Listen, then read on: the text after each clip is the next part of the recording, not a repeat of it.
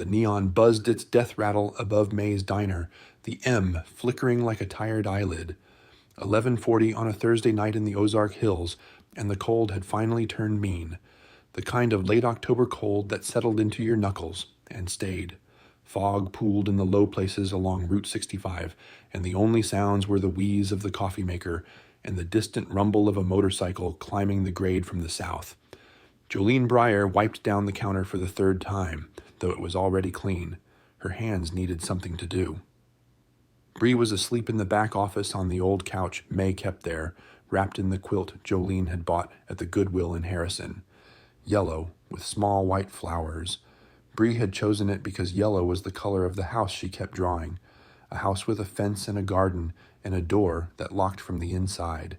They'd been at May's for 5 months now.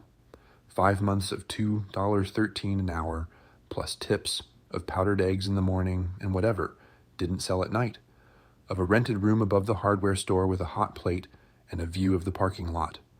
5 months of Jolene watching every truck that pulled in, every face she didn't recognize, every Oklahoma plate that wandered this far east. 5 months of not breathing right. The motorcycle pulled into the lot, and Jolene felt her shoulders tighten before she saw it was him, the old guy, the quiet one, the Thursday regular.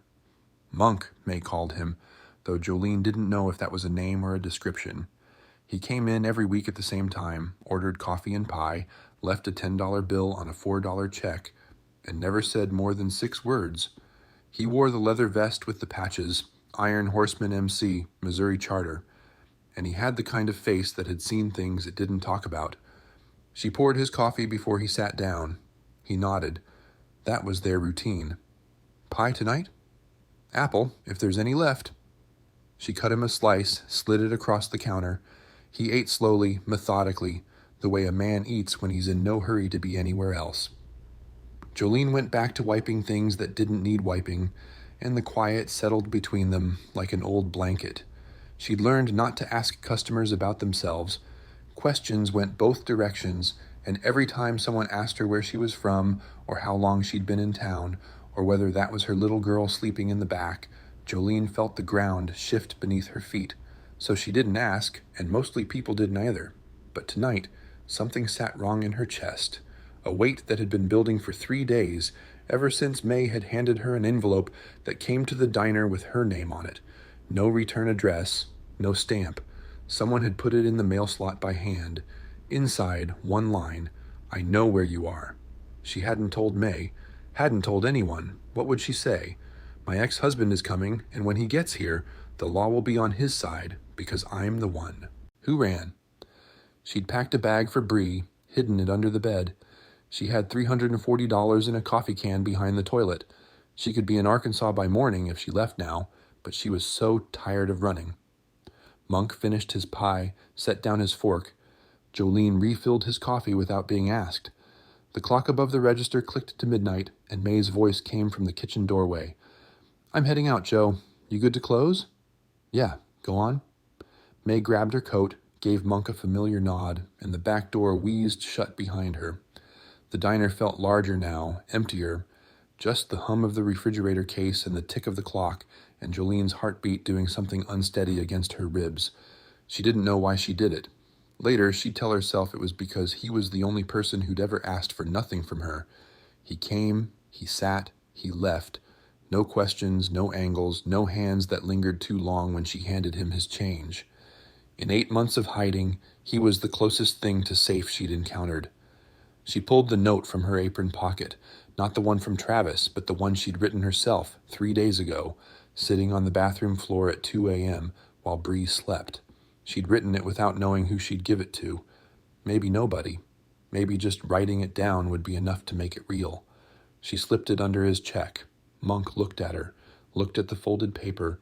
Something passed across his face. Not suspicion, not curiosity, something older. He picked it up like it weighed more than paper should. He read it twice.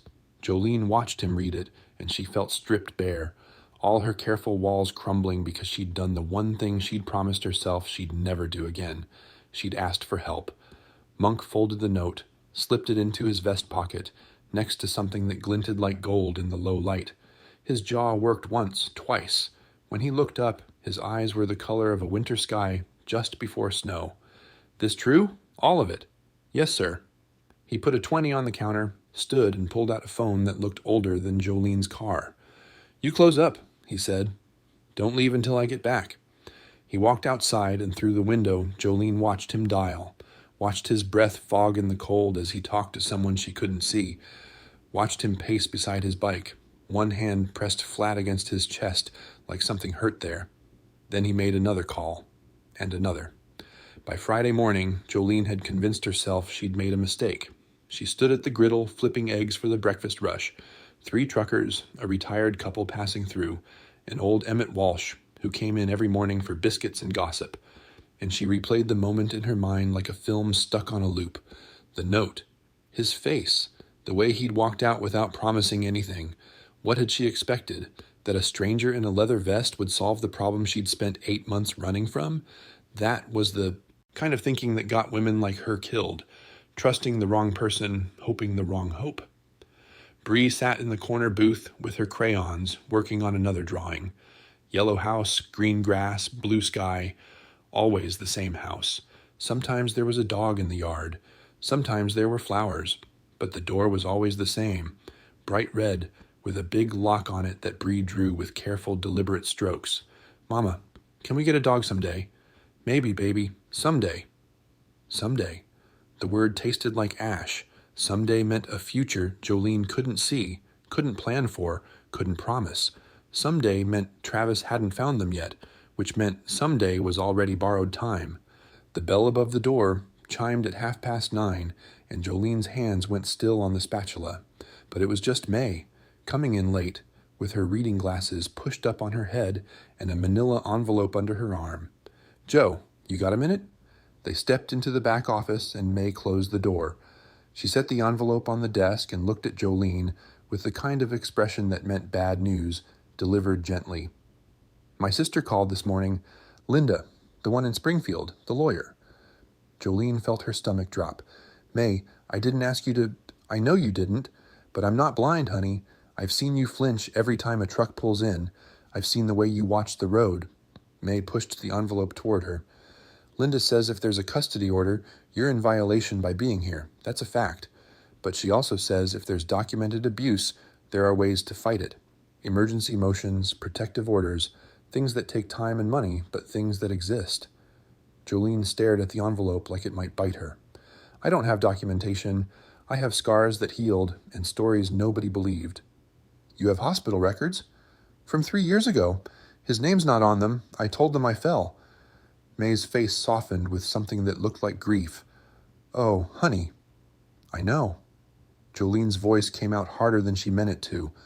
"I know I should have said something. I know I should have pressed charges. I know all the things I should have done. But you don't understand what it's like when he's standing right there, and he's got that look in his eyes, and you know that if you say the wrong thing, you won't make it to the hospital this time." She stopped. Her hands were shaking. She pressed them flat against the desk and willed them to be still. May didn't say anything. She just reached out and covered Jolene's hands with her own, and they stood there in the cramped little office with its outdated calendar and its couch that smelled like dust and old coffee. And for a moment, Jolene let herself feel the weight of someone else's kindness. Then the bell chimed again, and Jolene pulled away. "I need to get back out there. Take the envelope, just in case." Jolene took it. The lunch rush came and went. Bree ate chicken fingers and drew another house. This one with a sun in the corner that had a smiley face. At 2:00, the diner emptied out, and Jolene was wiping down the counter when a shadow fell across the window. A black pickup truck sat in the parking lot. Oklahoma plates. Her whole body went cold. The truck door opened, and Travis Breyer stepped out. He looked thinner than she remembered, his face more lined, like the last 8 months had carved themselves into his skin. He wore a flannel shirt and work boots, and he stood in the parking lot with his hands in his pockets, just looking at the diner. Just looking. Jolene grabbed Bree's arm, too hard, she knew it was too hard, and pulled her toward the back office. "Stay here, baby. Stay here and don't come out until Mama comes to get you. Mama, you're hurting me. I'm sorry. She let go, knelt down, forced her voice to be calm. "I need you to stay here. Can you do that for me?" Can you be brave?" Bree's eyes were wide and frightened, but she nodded. Jolene kissed her forehead, closed the office door, and walked back out to the counter. Travis hadn't come inside yet. He was still standing by his truck, and now she could see his face more clearly. The dark circles under his eyes, the way his jaw kept working like he was chewing on words he couldn't swallow. He pulled something from his pocket, looked at it, put it back. Then he walked toward the door. The bell chimed. He stepped inside. The diner was empty except for the two of them, and the distance between the door and the counter felt like miles and inches all at once. "Joe." His voice was quieter than she expected, rougher. "I'm not here to make trouble." "Then why are you here, Travis?" "I want to see my daughter." The words hung in the air between them. Jolene felt her hands curl into fists beneath the counter, nails digging into her palms.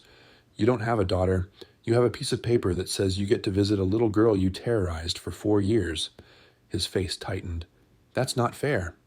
"Fair?" The word came out like a blade. "You want to talk to me about fair? You broke my ribs, Travis. You dislocated my shoulder. You held me down and told me you'd kill me if I ever tried to leave, and when I finally did, you got a judge to say I was the one in the wrong." "I never meant—" "Don't." Her voice cracked, and she hated herself for it. "Don't you dare stand there and tell me what you meant. I know what you meant. I lived it." Travis was quiet for a long moment. When he spoke again, his voice was barely above a whisper. "I've been going to meetings, anger management. I'm trying to be different." "Good for you. Do it somewhere else. She's my daughter too, Joe. She's afraid of you. She wakes up screaming because she dreams about the night you threw me down the stairs.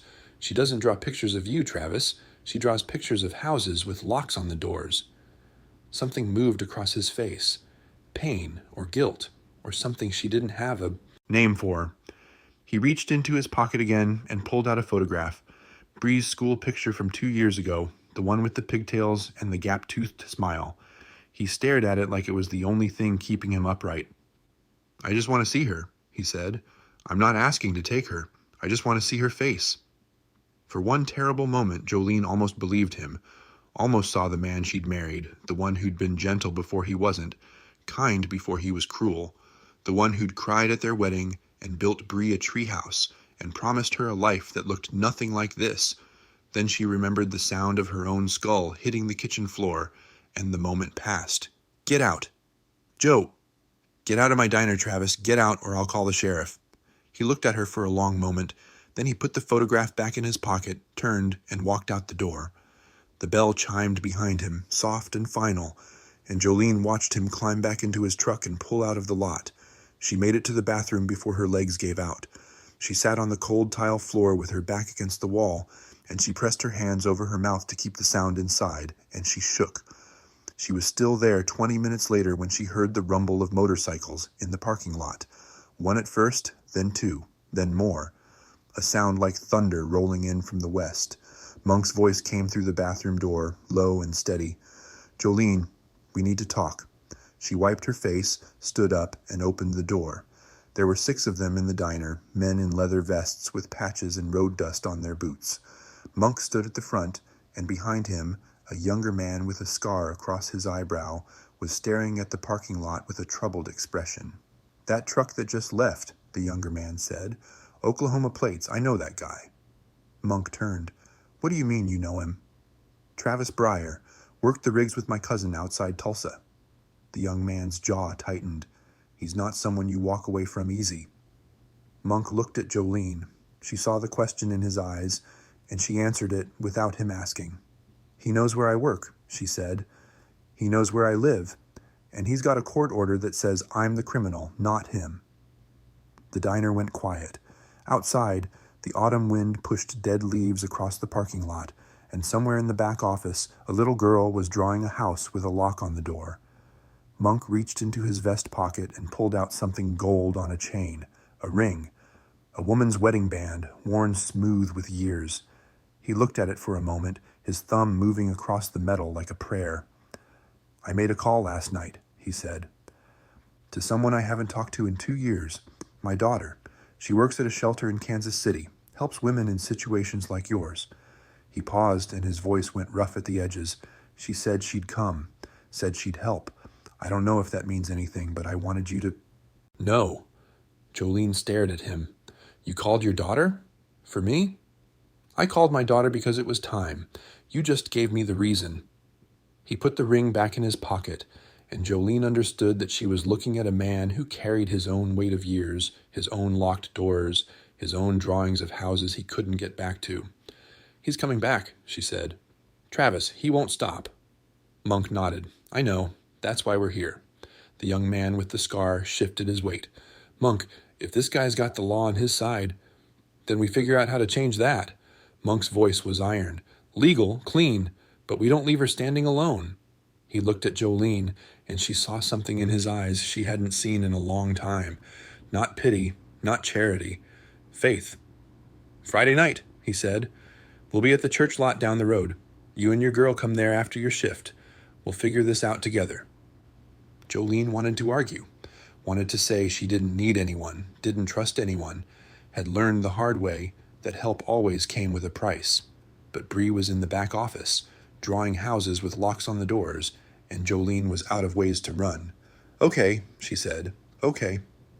The First Baptist Church of Cedar Hollow sat on a gravel lot at the end of Mill Road, its white clapboard siding gone gray with age, and its steeple listing slightly to the east, like it was leaning in to hear a secret. Friday night brought a cold rain that turned the lot to mud, and by 7 o'clock there were 14 motorcycles parked in a row beside the fellowship hall, their chrome dulled by the wet. Jolene pulled May's borrowed car into the lot and sat for a moment with the engine running, watching the rain slide down the windshield. Bree was in the back seat, clutching the yellow quilt and a folder of drawings she'd insisted on bringing. Mama, are those the motorcycle men?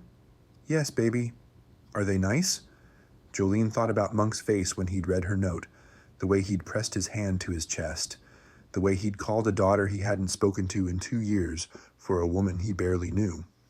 I think so, she said. I think they're trying to be.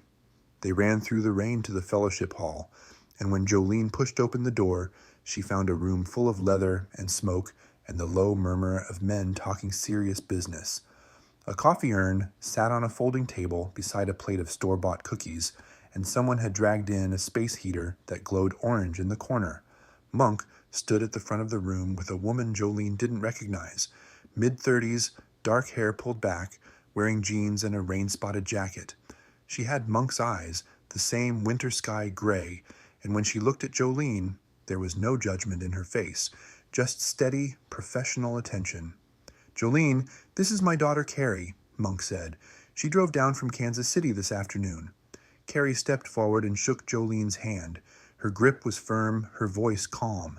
I work with the Missouri Coalition Against Domestic Violence. I've helped a lot of women in situations like yours. She glanced at Bree, who was half hidden behind Jolene's leg. Is there somewhere she can sit?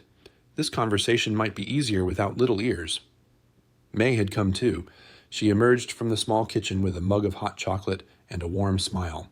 Come on, sweetheart. I've got crayons and paper in the back. You can show me your drawings. Bree looked up at Jolene, uncertain. Jolene knelt down and smoothed the hair back from her daughter's face. It's okay. I'll be right here. You go with Miss May. When they were gone, Carrie pulled out a chair and gestured for Jolene to sit.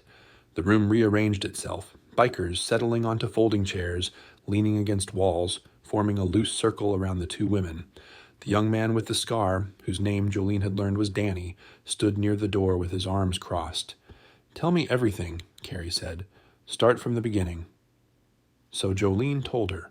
The courtship, the wedding, the first year that felt like a fairy tale, then the drinking, the jealousy, the first time he grabbed her arm hard enough to bruise, the escalation, shoves that became punches, punches that became something worse, the hospital visits she'd explained away, the night he'd thrown her down the stairs while Bree watched from the top step, screaming. She told her about the divorce filing, the custody hearing, the judge who'd looked at Travis's clean record and Jolene's lack of documentation and awarded joint custody. She told her about the night she'd packed 2 bags and driven east until she couldn't drive anymore, about the 8 months of looking over her shoulder, about the note that had arrived 3 days ago.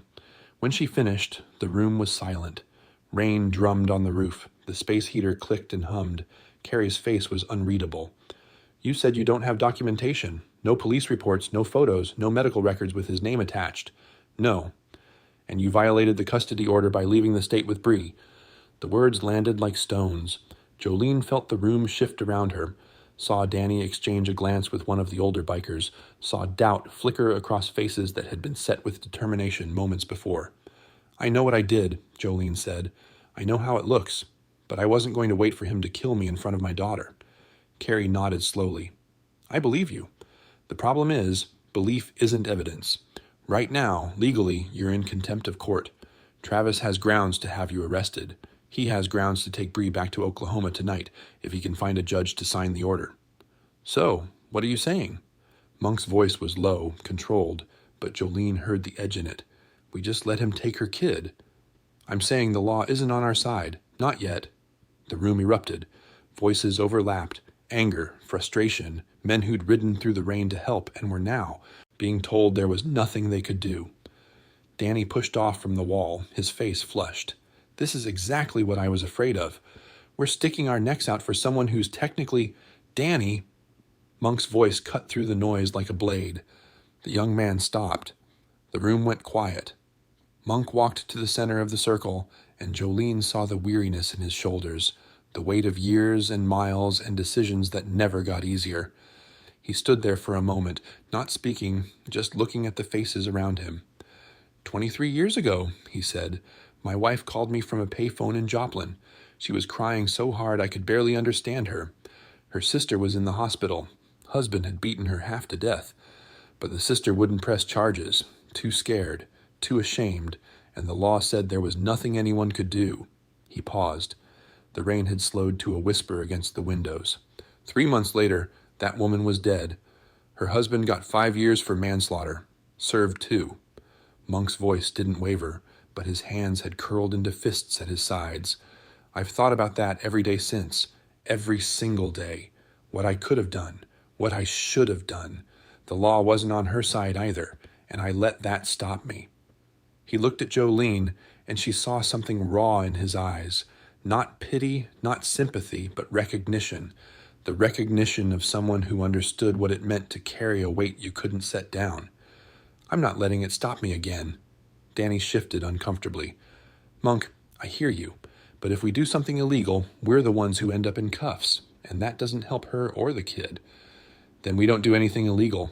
Carrie stood, her voice cutting through the tension. But there are things we can do. First, Jolene, is there any evidence at all? Anything you might have forgotten? Text messages, voicemails, anything? Jolene shook her head. Then she stopped. The phone. She'd turned it off 8 months ago, the night she left. Shoved it in the bottom of her bag and never touched it again because she was afraid he'd track her with it, afraid of what she'd see if she turned it on. But before she'd left, in the weeks before, when she was planning, when she was terrified, she'd saved things. Screenshots of texts. A voicemail he'd left at 3 a.m., drunk, telling her exactly what he'd do if she ever tried to leave. She'd saved them, thinking someday she might need proof. Then she'd forgotten, or tried to forget. My old phone, she said. It's in my room. I turned it off when I left, but there might be... I saved some things. Before. Carrie leaned forward. What kind of things? Texts, a voicemail. He was drunk, he said. She stopped, swallowed. He said he'd cut my throat. He said he'd make sure nobody ever found me. The room went still. Danny's face had changed, the doubt replaced by something harder, colder. Can you get that phone tonight? Carrie asked. Yes. Then get it. Bring it. Back here. If those messages are still there, we might have something to work with. She turned to the room. In the meantime, I need to make some calls. My office has contacts with family court judges in 3 states. And May, your sister is a family law attorney, right? May had appeared in the doorway, Bree holding her hand. Linda, she's in Springfield. Can you call her? Tonight? Already did. She's driving up tomorrow morning. Something shifted in the room. A current of energy, purpose replacing paralysis. Monk was making a list on the back of a church bulletin. 2 of the older bikers were on their phones, speaking in low voices. Danny had uncrossed his arms and was listening to Carrie explain something about emergency protective orders. Jolene stood in the middle of it all, watching these strangers organize themselves around her problem like it was their own. She didn't understand it, didn't know how to hold it. For 8 months, she'd been alone with her fear, and now suddenly she wasn't, and the relief was so overwhelming it felt like drowning. Bree tugged at her hand. "Mama, I made you a picture." Jolene looked down. Bree was holding up a drawing, the yellow house again, with its red door and its big lock. But this time, there was something new. In front of the house, a row of motorcycles, and standing beside them, stick figures in black vests, arranged in a line like a fence. "That's the motorcycle men," Bree said. "They're guarding the house, so nobody bad can get in." Jolene knelt down and pulled her daughter close, breathing in the smell of crayons and hot chocolate and something that felt impossibly like hope. "That's beautiful, baby," she whispered. "That's exactly right." Outside, the rain had stopped. The clouds were breaking apart, and through the fellowship hall window, Jolene could see the first stars appearing in the clearing sky. Tomorrow, Linda would arrive. Tomorrow, they'd see what was on the phone. Tomorrow, Travis would still be out there, and the law would still be uncertain, and nothing would be simple or safe. But tonight, Bree was drawing motorcycles around her yellow house. Tonight, a room full of strangers was fighting for her. And tomorrow, for the first time in 8 months, Jolene wasn't going to run. She was going to stand. Saturday morning broke cold and clear, the kind of autumn day that smelled like wood smoke and dying leaves. Jolene had been awake since 4, sitting at the small table in her rented room while Bree slept, staring at the cracked phone she'd pulled from the bottom of her bag. She'd charged it overnight, her hands shaking as she plugged it in, half expecting it to explode or scream, or somehow summon Travis through the walls. But it had just blinked to life, slow and ordinary, loading 8 months of messages she'd been too afraid to read. The texts were there, dozens of them, escalating from pleading to threatening to something that barely sounded human. "You think you can hide from me? I will find you. I will find her. And when I do, you're going to wish you'd never been born." And the voicemail. 3 minutes and 47 seconds of Travis's voice, slurred with whiskey, describing in precise detail what he was going to do to her when he found her. She'd listened to it once, in the gray light before dawn, and then she'd had to put the phone down and press her palms against her eyes until the shaking stopped. By 8 o'clock, Linda Chen had arrived from Springfield, a small woman in her 50s with silver-streaked hair and the kind of calm that came from decades of walking into courtrooms. She sat at May's kitchen table with Carrie, the two of them passing the phone back and forth, making notes, speaking in the low, urgent tones of people who knew exactly how bad things were and exactly what to do about it. "This is enough," Linda said finally. "The voicemail alone is enough. We can file for an emergency protective order this morning. I know a judge in Taney County who handles these. She's seen cases like this before. If we move fast, we can have temporary custody transferred to Jolene by this afternoon." "What about the contempt charge?" Jolene asked. She was standing by the window, watching the street, unable to sit still. "I violated the custody order. That doesn't just go away." "No, it doesn't. But context matters. You fled because you were in danger. This evidence proves that. Any reasonable judge will take that into account." Linda paused, choosing her words carefully. "There may still be consequences. A fine, maybe. Court-ordered mediation. But you won't lose Bree, and you won't go to jail. Not with this." Jolene nodded, but she couldn't quite make herself believe it. 8 months of running had taught her that hope was a trap, that every time she let herself feel safe, the ground crumbled beneath her feet. The phone in Linda's hand buzzed. A text from a number Jolene recognized. "I know you're still in town. I'm coming to get my daughter. Today." The room went quiet. Carrie reached for her own phone. "I'm calling the sheriff. We need someone there when he shows up." "He hasn't done anything yet," Jolene said. "The sheriff can't arrest him for sending a text." "No, but he can be present.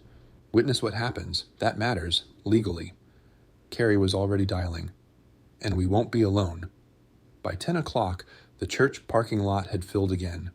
Word had spread through the club overnight, not a call to arms, but a call to witness.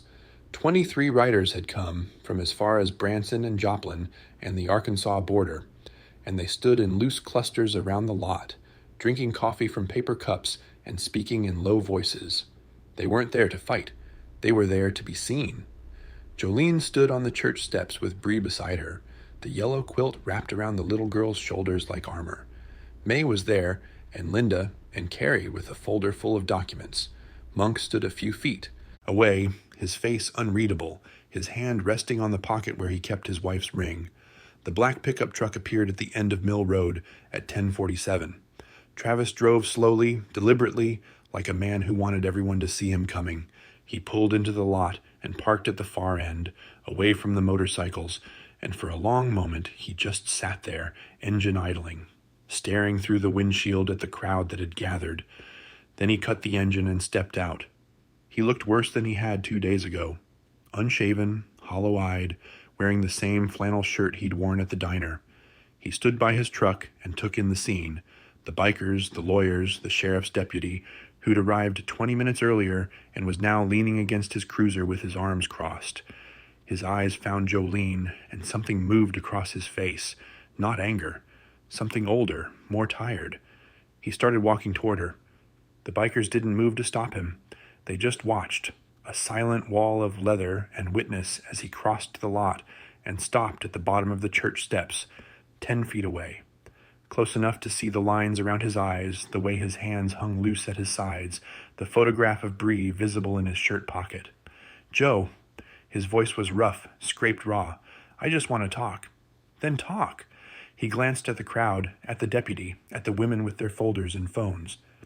"Not like this? Not with all these people? Yes, like this." Jolene's voice was steadier than she expected. "You don't get to have me alone anymore, Travis. You don't get to have any conversation that isn't witnessed. That's done." His jaw tightened. "I'm her father.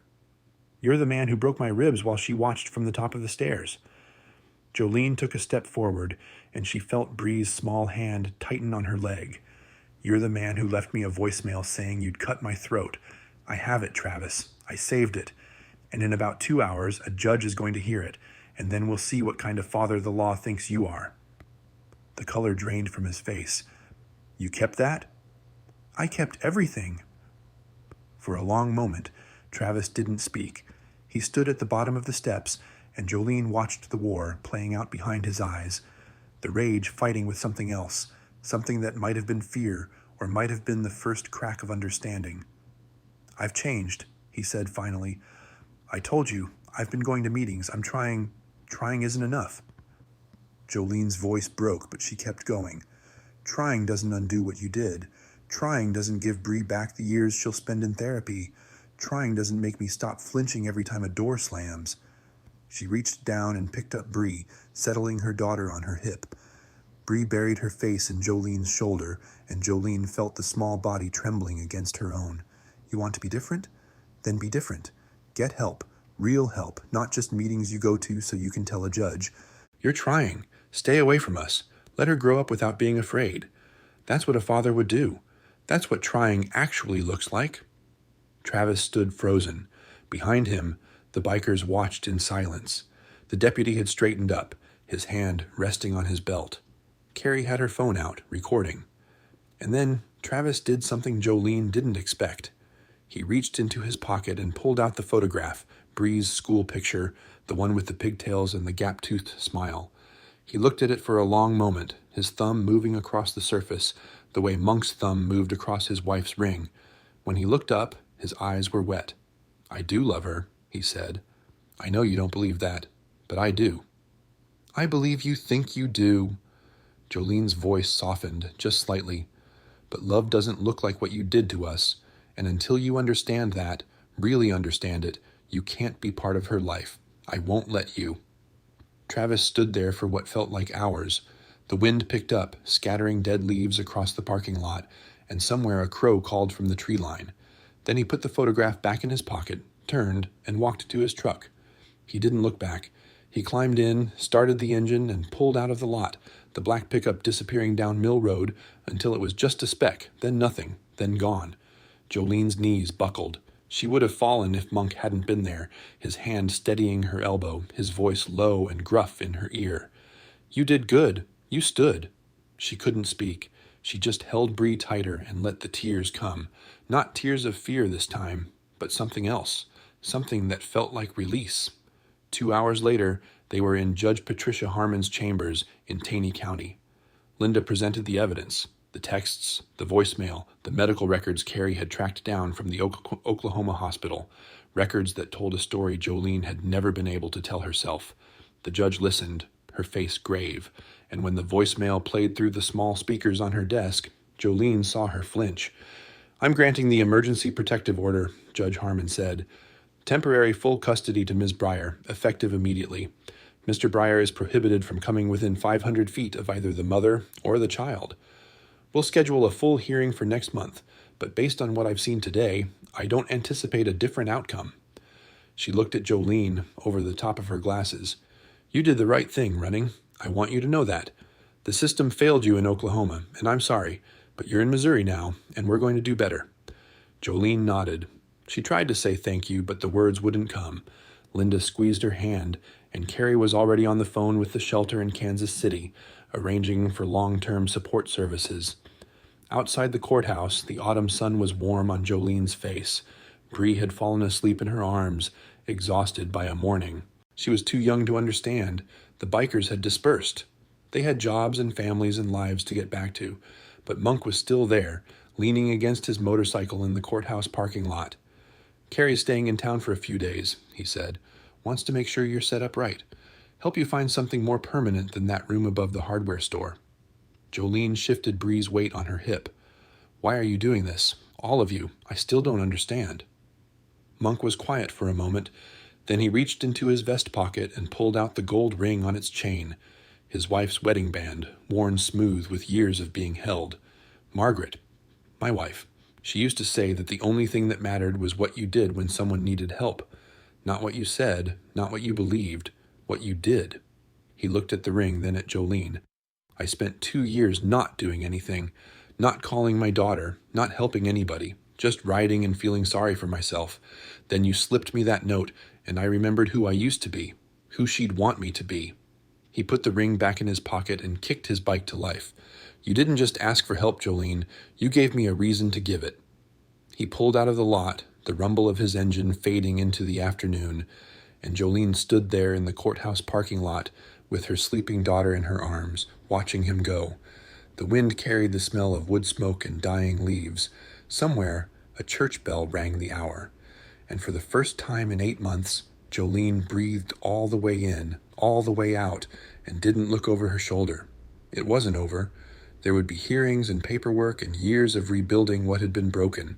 Travis was still out there, and the restraining order was just paper. And some nights, she would still wake up afraid. But today, she had stood. Today, she had won something that couldn't be taken back. And tomorrow, she would stand again. 6 weeks later, the first real snow of winter came to the Ozarks. It fell soft and steady through the night, covering the brown hills in white, muffling the world into silence. By morning, Cedar Hollow looked like something from a Christmas card, smoke rising from chimneys, icicles hanging from eaves, the steeple of First Baptist standing crisp against a pale gray sky. Jolene woke to the sound of Bree laughing. She lay still for a moment, letting the sound wash over her. It was different from the laughter she remembered. Lighter, easier, the kind of laughter that came from a child who wasn't listening for footsteps on the stairs. 6 weeks wasn't long enough to heal everything. Bree still had nightmares sometimes, still flinched at loud voices, still drew houses with locks on the doors. But the locks were getting smaller, and the houses were getting bigger. Their new place was a rental cottage on the edge of town. 2 bedrooms, a kitchen with actual counter space, a backyard with a fence that Bree had already claimed for the dog she was certain they'd get someday. May had found it through a friend at church, and the rent was low enough that Jolene could manage it on her wages, plus the child support payments that had started arriving, court-ordered from Oklahoma. She got up and padded to the kitchen, where Bree was standing at the window in her pajamas, breath fogging the glass. "Mama, look, snow." "I see it, baby." "Can we build a snowman? Can we? Please?" "After breakfast, and after you put on real clothes." Bree ran to her room, and Jolene stood at the window, watching the snow fall. The cottage had a view of the road. She'd chosen it partly for that reason, so she could see who was coming. Old habits died hard, but this morning, she didn't feel the familiar clench in her chest when a truck drove past. She just watched the snow and let herself feel something close to peace. The full custody hearing had gone as Linda predicted.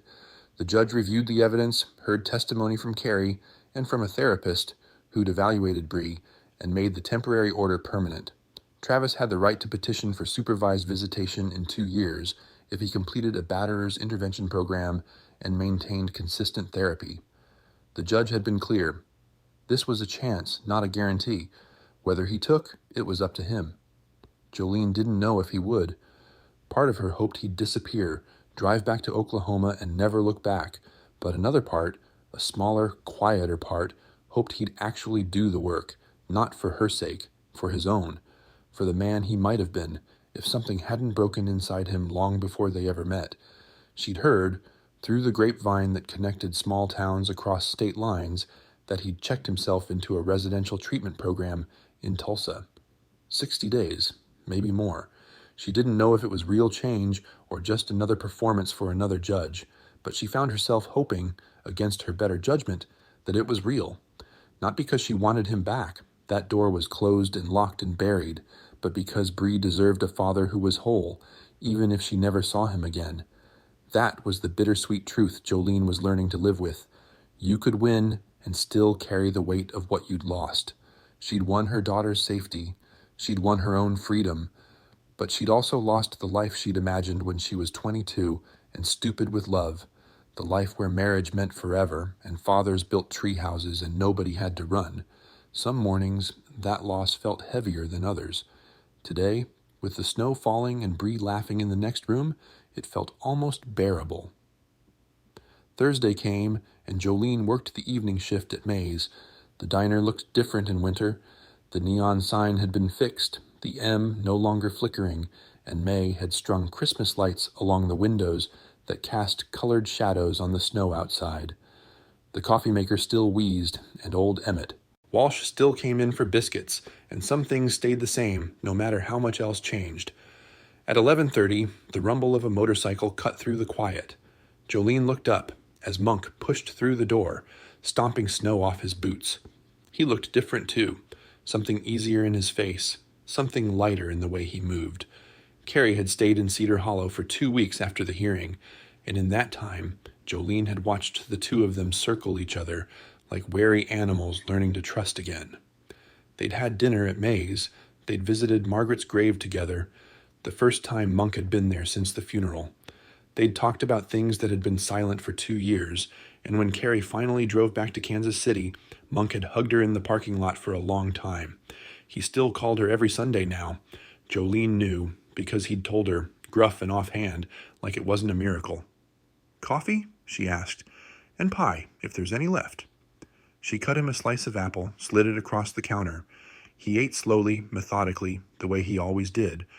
But when he finished, he didn't just leave money on the counter and go. He reached into his vest pocket and pulled out a folded piece of paper. "Bree made this for me," he said. "Gave it to Carrie to give to me, last time she visited." He unfolded it, and Jolene saw the drawing, the yellow house with the red door, but the lock was gone now. In its place, Bree had drawn a welcome mat and flowers in the windows and a smiling sun in the corner. The motorcycles were still there, parked along the fence, but they weren't guarding anymore. They were just visiting. At the bottom, in Bree's careful 6-year-old handwriting, "Thank you for helping my mama stand up." Monk looked at the drawing for a long moment. Then he folded it carefully and put it back in his pocket, next to the gold ring on its chain. "She's a good kid," he said. "She is."